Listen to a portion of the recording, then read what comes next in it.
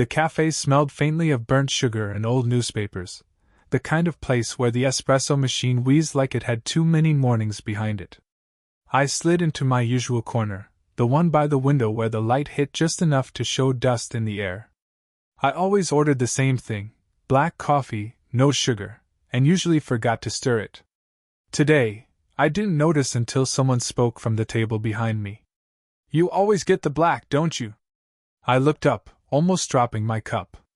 Two women, mid-40s I guessed, though they carried themselves with the confidence that came from decades of being seen, were leaning close over the table, whispering like it was something sacred.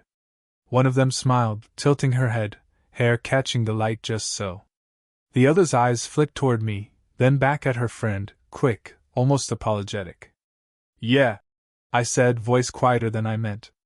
"Black." The one who had spoken laughed softly, a sound that didn't try to fill the room, just nudged at it. "You're predictable," she said, and then paused, like she was weighing whether to add more. I noticed the way her fingers traced the rim of her cup, a tiny habit that made everything about her seem smaller, closer. I wanted to ask her name, but didn't. Instead, I nodded, flicked my gaze to the steam rising off my coffee. I came here most mornings. Not for the coffee, exactly. I had no one waiting for me, no reason to rush, but for the small, predictable rhythm. The barista knew me by the way I folded my napkin when I sat down. Sometimes, I'd leave a note I never sent, words paused mid-sentence on my phone. Today, I didn't write anything, didn't check my messages. Just the quiet hum, and the two of them murmuring behind me. They moved a little closer, and I caught the tail end of their conversation. "He sings?" one said, not loudly, but enough that I recognized the pronoun. I turned. My coffee cup was suddenly too hot, too real in my hands. "Yeah. Sometimes. Choir stuff." The taller one raised her eyebrows, like she had been expecting me to say something else. "Alone?" she asked, lightly teasing, but not entirely. I laughed, awkwardly, and it came out smaller than I meant. "Sometimes." My eyes went to my hands, folded tightly around the cup, thumbs brushing. The smaller one smiled again, the kind that isn't meant to charm anyone except the moment itself. "We'd like to hear you. Just us. Sometime." I blinked. Paused. The words didn't fit neatly into my world, the one measured by schedules, quiet routines, and unsent texts. My throat felt dry, though I wasn't sure if it was nervous or something else. I nodded, hesitant. Okay. Sure. I guess." Either of them pressed. They just smiled, small, almost secretive. Then they gathered their things, moved toward the door, and left. The bell above it tinkled, and the cafe sounded emptier instantly.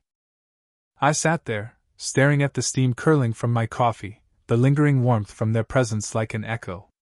My phone buzzed in my pocket, a message I hadn't expected. From one of them. "Can you come by tomorrow? Just the three of us." I stared at it, thumb hovering over the screen. Something in my chest tightened, curiosity, maybe, or the kind of quiet panic that comes from realizing the ordinary might be about to tilt, ever so slightly. And for the first time in a long while, I didn't look away. I arrived at the small apartment the next afternoon, the city humming softly outside the window. The taller woman, Margaret, I learned, opened the door before I could knock, a faint smile like she wasn't entirely sure she wanted to greet me. Her friend, Claire, lingered behind, holding a teacup that rattled against its saucer in a way that seemed too loud for the quiet room. "Thanks for coming," Margaret said, stepping aside. "It's just the three of us." I nodded, suddenly aware of my own hands, how they fidgeted with the strap of my bag. Claire gestured to the couch. "Sit," she said softly. The words weren't commanding, just careful. Margaret poured tea for all of us. The steam curled between us.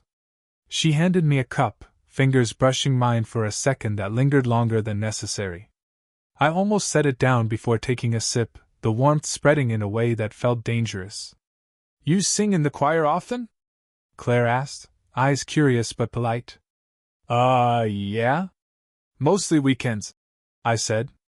I didn't add that I spent hours alone, rehearsing songs I rarely shared, letting the notes carry the loneliness I hadn't put into words. Margaret shifted on the couch, knees tucked under her. I used to sing, she said quietly. Her voice dropped an octave, almost a confession.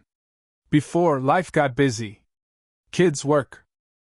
Things you don't realize will take everything until you notice it's gone. I nodded, listening, though I didn't know what to say. Something about the way she said it, soft, regretful, careful, made me imagine her younger, unburdened, and I felt the pull of a moment that could never be fully mine. Claire cleared her throat. We thought, maybe hearing you sing again would. Her words trailed off. She glanced at Margaret, then back at me. Be nice. For us. I lifted my cup to my lips, heart beating quietly against my ribs. My mind spun in impossible directions. What if this went beyond an afternoon? What if I imagined more than I should? Each scenario felt both thrilling and wrong, like leaning too close to a candle flame. Margaret hummed softly to herself, staring out the window. I noticed the way her fingers twined around her teacup, a habit that made her feel present and distant at once. I wanted to say something, anything, but the words stuck in my throat. Claire laughed softly at a memory she shared about a choir trip years ago, and Margaret's eyes flicked to her, gentle, amused, almost affectionate. And in that glance something shifted. It wasn't bold. It wasn't declared. But it was weighty, carrying years of unspoken emotion. When I stood to refill my cup, Margaret's hand brushed mine again, not accidentally. It was light, tentative, and for a moment, enough. My chest tightened. I could feel the room's silence stretch, full of things either of us said. I didn't know why that moment stayed with me. Maybe because it felt like someone finally saw me. I stopped by the cafe the following evening, thinking I'd chance another quiet visit. The hum of the espresso machine felt smaller than usual, as if the place was holding its breath. Margaret was there already, perched on the bench by the window, a book open but untouched. Claire had left, she said, with errands, so it was just the two of us. I slid into the seat across from her. For a moment, nothing happened, just the subtle shuffle of cups and the scrape of chairs. I wanted to speak, but my words clung to the edges of my throat. She looked up, just for a beat, and then down again, flipping the page without really reading. Busy day? I asked, voice softer than I intended. She shrugged, a small, almost imperceptible lift of her shoulder. Not really. Just thinking. I wanted to ask what, but didn't. Instead, I stirred my coffee, watching the steam curl. Her hand twitched on the page, caught between closing the book and letting it lie. I noticed, as if noticing alone could bridge the distance. We sat in a quiet rhythm for a few minutes. I imagined sliding closer, just enough to reach her hand, and then my chest tightened at the thought. I could feel her pull back slightly, even as she didn't move. Something unsaid lingered between us, like static before a storm. A barista called a name nearby, snapping us both out of it. Margaret smiled faintly, polite but distant. I think Claire wanted me home earlier, she said. Her eyes flicked toward the door, as if weighing a decision. I wanted to reach out anyway, for the warmth that had begun to feel necessary, but hesitated. My hand hovered near hers on the table, fingers brushing air instead of skin. She noticed. The pause stretched. Do you always think so much? She asked finally, not looking at me directly. Maybe, I said, trailing off. My eyes flicked to her hand again, to the curl of her fingers. I wanted to say more, but the words felt heavy, dangerous in their honesty. The door opened and a man walked in, someone I didn't know, shattering the private rhythm. Margaret's body shifted, pulling slightly into herself, and I realized how fragile the space between us had become. We returned to silence, both of us careful, aware. I imagined leaning closer, feeling her breath brush mine. Just for a second. Enough to notice, enough to wonder. My heart thumped too loudly. I could almost see the hesitation in her eyes, mirrored in my own reflection on the windowpane. When she finally looked at me, her lips parted slightly, not in a smile, not in words, just the faint suggestion of something that could have been. I wanted to reach out, wanted to close the space, but the world outside our bubble pressed in. The bell above the door jingled again, someone else entering. I caught her gaze, brief, loaded, before she turned her attention elsewhere. My hand hovered, frozen above the table. A near moment passed between us, fragile and electric, and then disappeared. I left with the taste of unspoken words on my tongue, the memory of almost touch lingering. The evening was cooler than I expected. We walked down the narrow path beside the river, city lights flickering on the water like tiny, hesitant stars. Margaret kept her hands in her coat pockets, shoulders slightly hunched, and I found myself matching her pace, careful not to step too close, careful not to seem absent. "You're quiet tonight," she said, not looking at me. Just the words, simple, and already weighted. "Just thinking," I said, letting my gaze wander to the ripples in the water. She laughed softly, almost bitterly, and I realized it wasn't meant to amuse me. It was a release, like a faucet opening after too much pressure. "Do you ever think about what you want? Really want?" The question hung. I wanted to answer honestly, but the words faltered.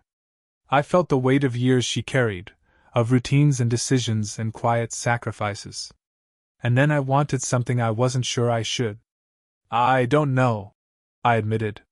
My voice was too low, as if confessing might make it real. "I'm still figuring that out." Her hand brushed the edge of the railing. Just a flick, almost accidental, but I noticed it. She stopped walking, leaned slightly, and for a moment she looked at me in a way that felt like reading every hesitation I tried to hide. "I shouldn't," she said, cutting herself off. "Then, I shouldn't even—" Another pause. Her words trailed into the quiet night, half-confessions hanging between us like suspended glass. I wanted to reach for her hand, to steady her, or myself, but didn't. Instead, I leaned on the railing, close enough to feel the warmth she carried, far enough to respect the invisible line. "You're different," she said finally. Her voice was steady now, but fragile underneath. "I don't know if I've felt this in years. Not like this." I swallowed, heart picking up pace. I wanted to say the same, but I didn't. What I could say was small. Real. Honest. "I feel it too." She looked at me then, properly, as if seeing past the habitual layers I'd worn like armor. The air between us was quiet, but heavy. I noticed the way her fingers twitched at the railing, how her lips parted slightly, not in words, but in tension. "And yet," she murmured. Her eyes drifted to the water. "And yet, everything makes this wrong, doesn't it?" I wanted to argue, wanted to deny it, wanted to lean closer and bridge the space. But the truth was tangled, the age, the routines, the people we both carried in our lives. And in that tangle, the question hung, if we cross this line, can we ever go back? I wanted to ask her. I wanted to hear her voice break the night, to answer the question I couldn't quite say. But instead I stayed still, watching her in the dim light, feeling the weight of possibility, and the risk, pressing down like the quiet river beside us. Would she? The next week felt strange before it even began. I texted Margaret, as I had the day before, and waited. No reply. I tried again the next morning, and the next, but the words sat unsent in my drafts. Claire was friendly, but she carried herself differently too, lighter, almost avoiding the edges of conversation where Margaret's presence had lingered. I went to the cafe anyway, the one by the old bookstore. I sat in our usual spot, black coffee in front of me, fingers tapping absent-mindedly against the ceramic cup. The bell jingled, and people came and went, all ordinary, and yet it felt like a rehearsal for something I couldn't grasp. Margaret didn't arrive. Claire came later, alone, and smiled at me, but not like before. It was polite, careful, almost rehearsed. "She's busy," Claire said softly. "Things with the kids' work. You know." I nodded, though I didn't know. The weight of absence pressed down quietly. I imagined reasons, an argument, a realization, a wall built too quickly. Each imagined scenario felt heavier than the last. That evening, I walked past her apartment on a whim. The light inside was dim. I thought I saw her moving in the kitchen, hair tied back, casual. But then she glanced toward the window and turned away. She didn't see me, or didn't want to. The quiet tension gnawed at me. My routines became filled with pauses. I stared at my phone, wondering if I should text, call, knock. But each option felt dangerous, as if even reaching out might shatter whatever fragile connection remained. I thought of our walk by the river, the near confession, the small brushes of hands. And then silence. It wasn't anger I felt. Not disappointment. Just a pause. A sentence left hanging. My thoughts traced her, over and over, looping in the same unfinished rhythm. I imagined her telling someone, a friend, Claire, even herself, that this couldn't go further.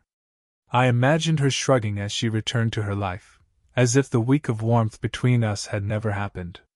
I left my coffee untouched, the chair across from me empty. For once, I didn't linger. I walked home slowly, letting the streetlights stretch the shadows across the pavement, each one a quiet question.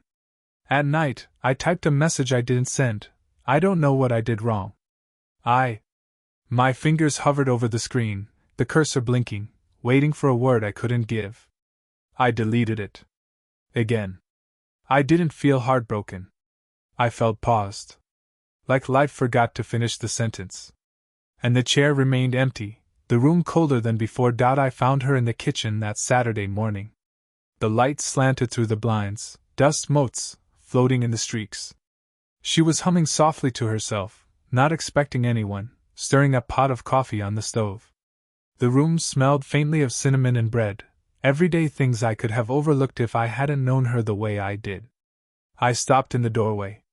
My hands itched to reach out, to say something, anything that could undo the week of distance. But my chest felt tight. All I could do was watch her, quiet, and hope she'd notice me without needing me to speak. "You're early," she said without turning, her voice calm but carrying a subtle weight. "Thought I'd." I stopped. The words weren't enough. They never were. Instead, I stepped closer, careful, silent. She glanced at me then, just briefly, eyes flicking to mine. I could see it in the pause, the recognition of everything unsaid. The near confessions, the empty chairs, the messages never sent. It all balanced on that single, still moment. I didn't mean to pull away," she said finally, a small sigh escaping her lips. "I just didn't know what I wanted. Or what I could do. And I was afraid of losing myself." Her honesty hung between us. I swallowed and let my own walls drop a fraction. I didn't know either," I said, voice low. "But I kept hoping you'd notice me. That maybe." I stopped. The words were too much, too fragile to finish. We stood there in the quiet kitchen, the steam from the coffee curling lazily, the tick of the clock faint but steady. I realized that what we felt wasn't simple, wasn't safe, wasn't neat. It was real. Fragile, yes, but more alive than anything I'd had in a long time. She reached for the coffee pot, and our fingers brushed. Not intentionally, not dramatically. Just a touch, light, human. Enough to anchor the moment. I wanted to say more, to confess everything, but I didn't. She turned the pot slightly toward me, offering without words. I took it, our fingers lingering just long enough to feel the weight of what might have been lost. She smiled quietly, almost shyly. Not triumphant. Not declaring anything. Just acknowledging the shared space, the careful trust, the risk taken by standing there together. "Okay," I said softly. She nodded. "Okay." It wasn't a promise. It wasn't a guarantee. But it was enough. We sat down at the small kitchen table, coffee in hand, letting the silence stretch without fear. The steam, the light, the touch, it was all ordinary and extraordinary at once. I realized then that the climax wasn't fireworks or declarations. It was this, the quiet acceptance that we were here, with each other, for this moment. And for the first time in a long time, that felt enough, Weeks passed like unhurried currents. The cafe by the bookstore remained our quiet ritual. I still ordered black coffee at 8:47 a.m., just like before.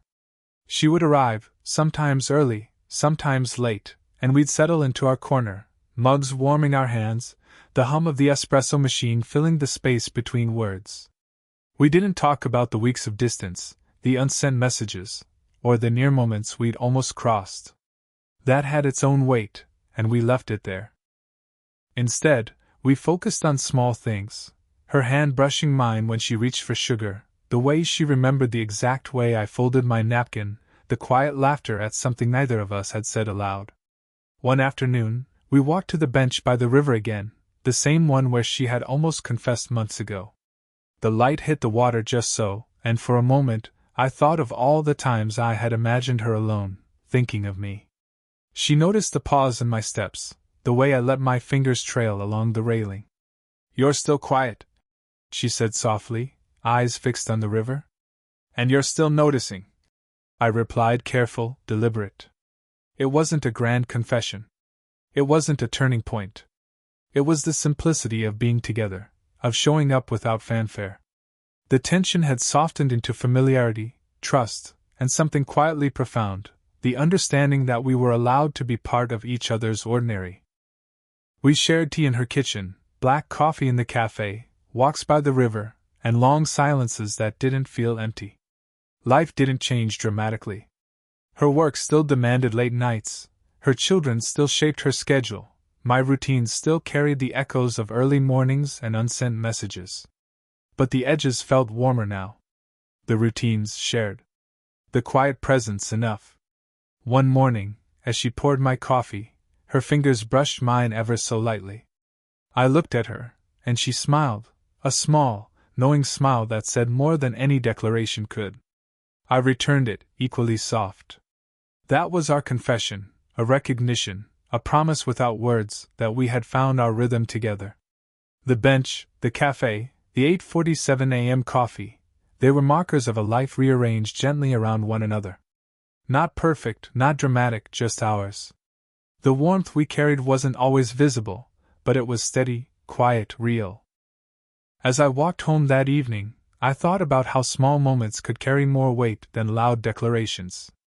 About how seeing someone truly, quietly, every day could mean more than 1,000 rushed words. And I smiled, knowing she understood exactly what I meant. Did this story stay with you? What kind of quiet, real love stories do you want to hear next?